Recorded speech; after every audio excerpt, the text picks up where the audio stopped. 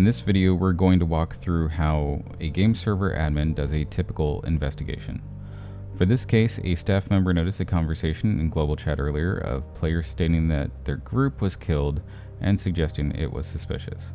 This case, like many cases, does not have a report from the actual player and is staff created. We do this many times to determine if there is actually anything suspicious going on or to gather evidence ahead of a player report. So the first thing that we need to do is log into the NK site. So we're going to go ahead and get there, and then we're going to click login, click the other login, and then we're going to go over to staff and investigations. And once we're here, we're going to add a new case. The second thing that we need to do is find the player that the case is about. For this, we just start simply typing their name, and it will search through all of the player records, which as of this video is about 12,000. And once we find the person, we're just going to click on them on the list, and then we're going to type in what this is for. In this case, we're just going to do suspicious kills of a group. So we're going to go ahead and save that investigation, and it's going to drop us into here. Now we have a case created and quick links to all the different information about the player. This includes a link to their Steam profile, their Night Kingdoms profile, their death log, chat log, login log, and the ability to remove them as the target from this case.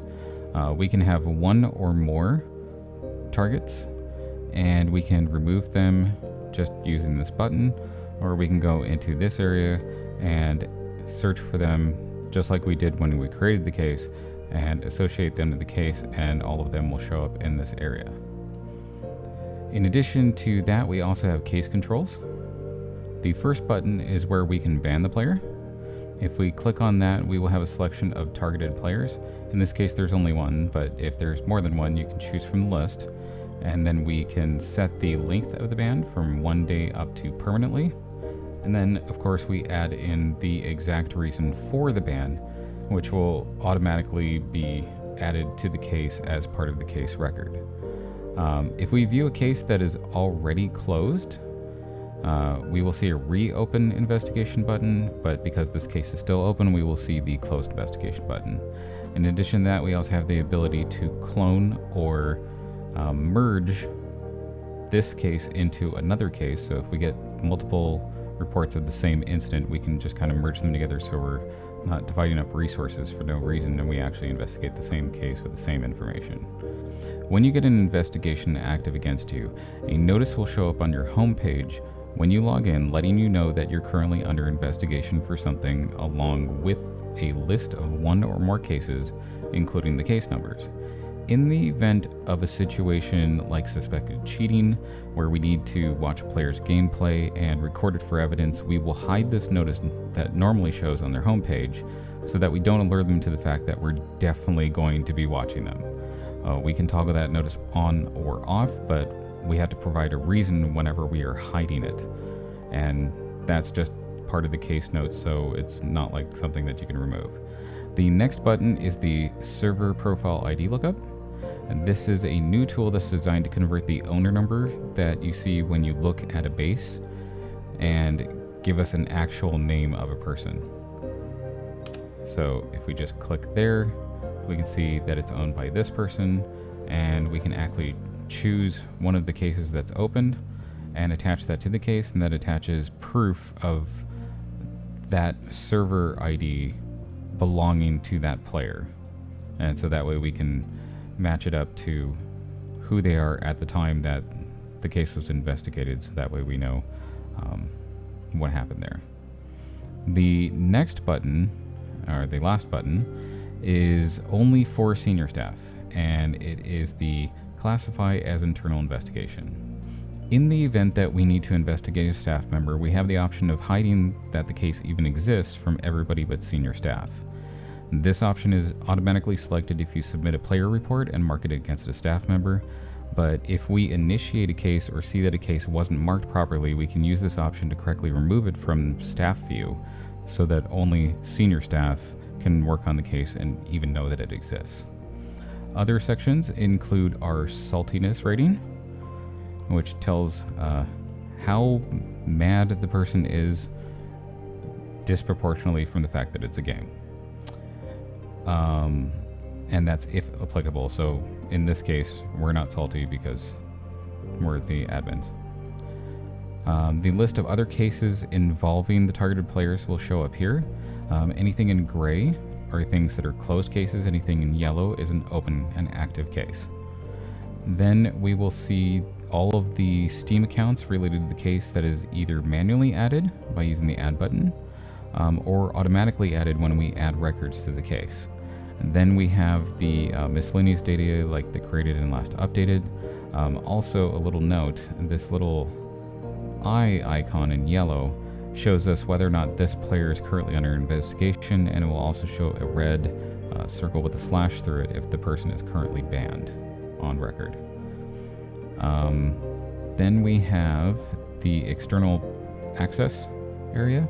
This is where we can create public links so people in the public can view a case with all the redacted things like not showing everybody's Steam ID and things like that.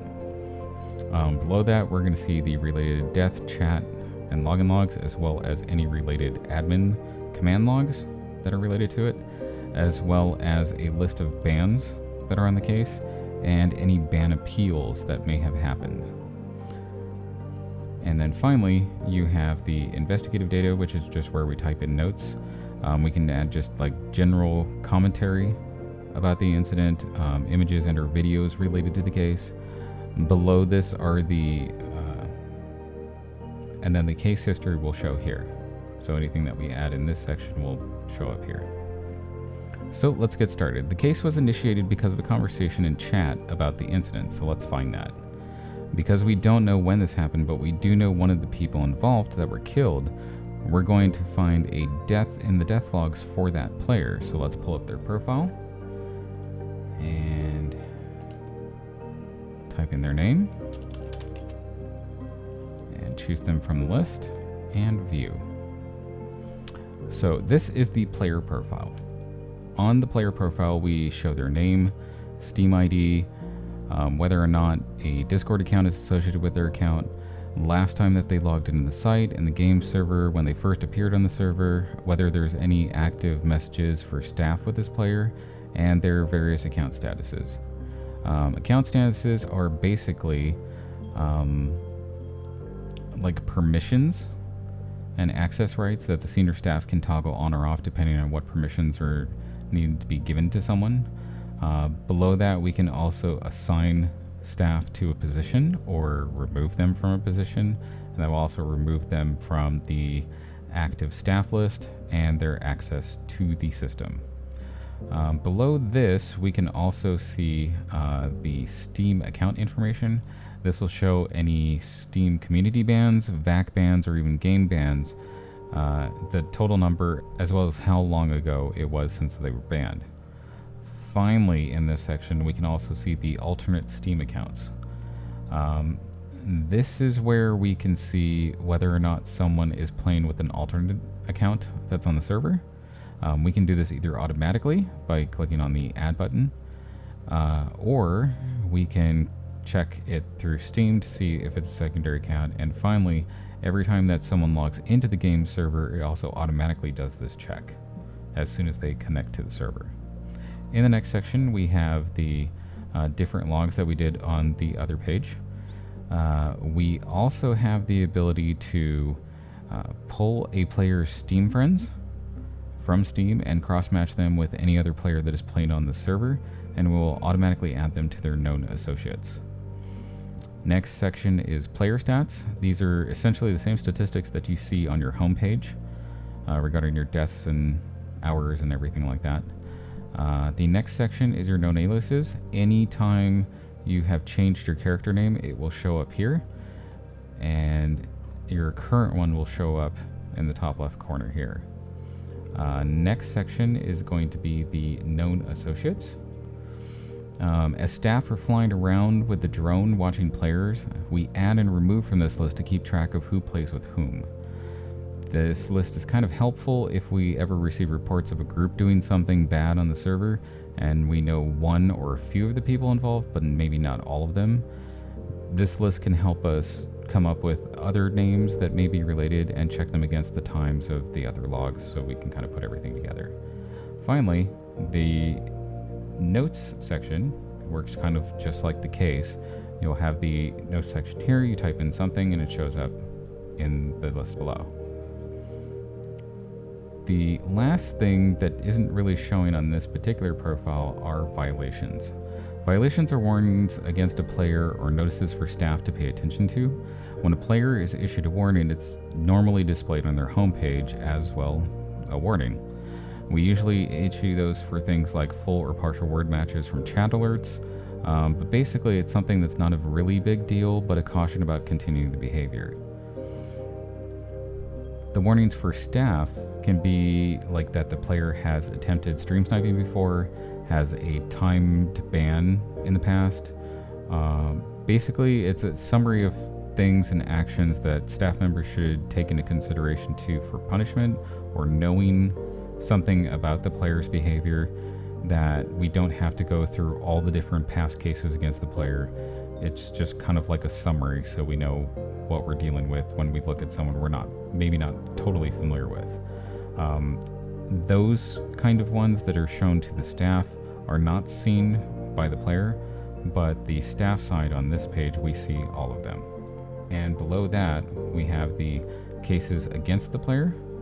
So any time that they've been the target of an investigation, and we also have the player report sent, which is all of the cases that they have individually reported.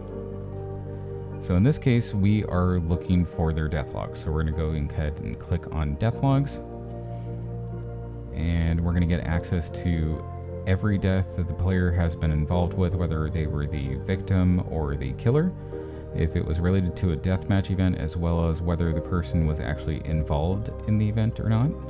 So if someone is shot outside or someone shoots from the outside to the inside, we actually keep track of that as well. We can also see, by clicking on any of these names, we can also look at their individual profile.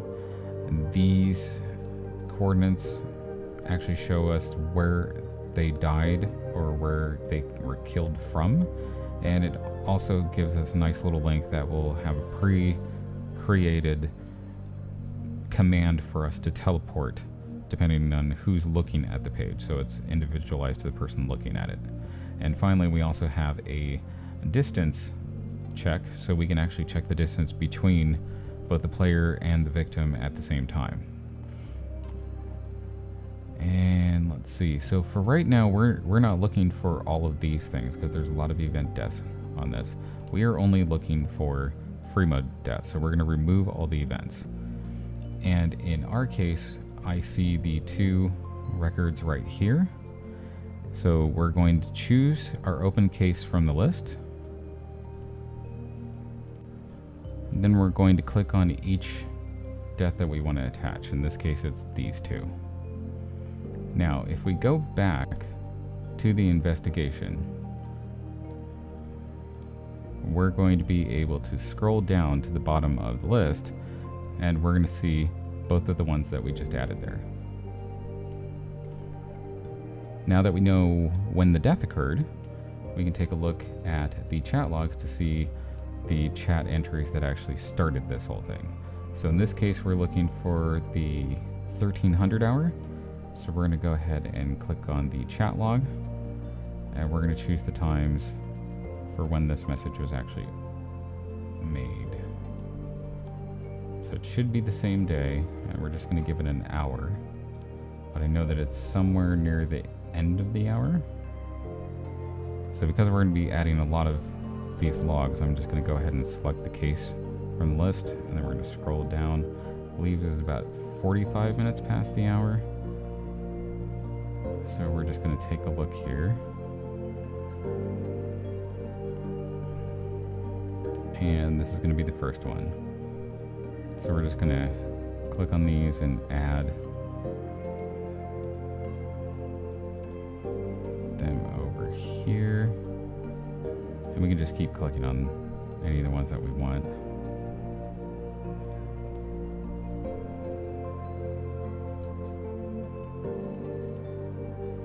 Just so we have a further view of everything that was said during the time. And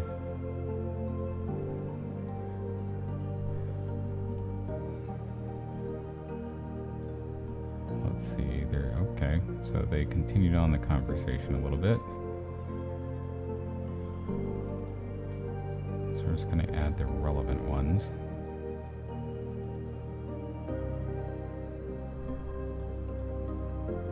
I think they're finished. Just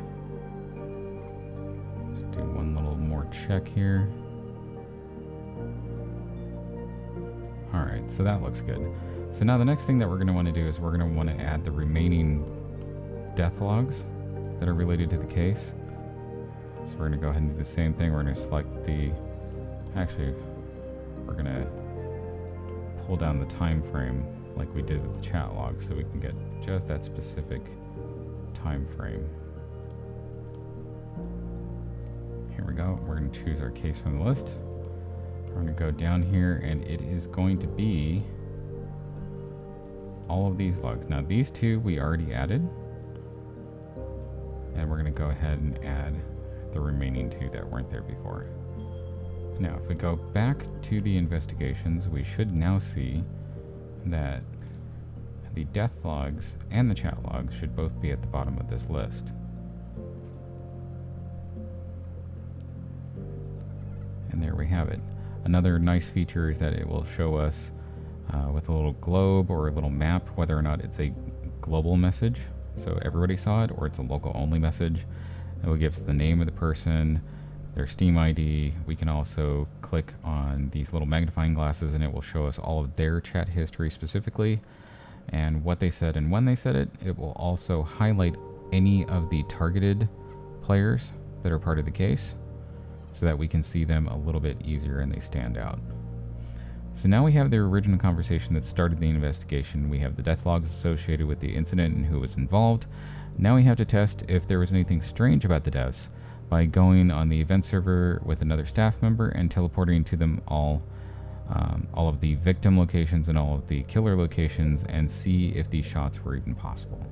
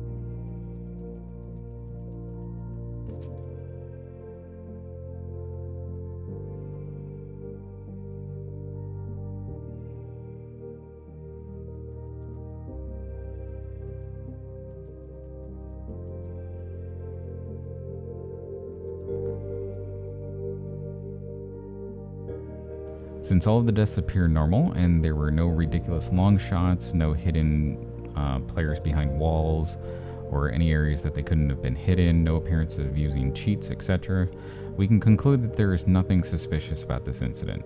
In this case, we are just going to note that we didn't find anything suspicious and close the case. So there you have it, a typical case and what a staff member does when investigating.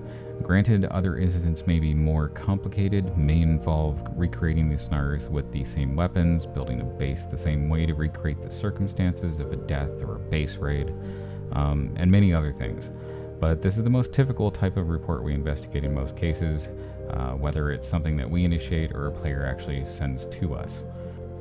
Alright, if you have any questions or comments, be sure to put them below and we'll try to respond as quickly and as best as we can, and I'll see you in the next video.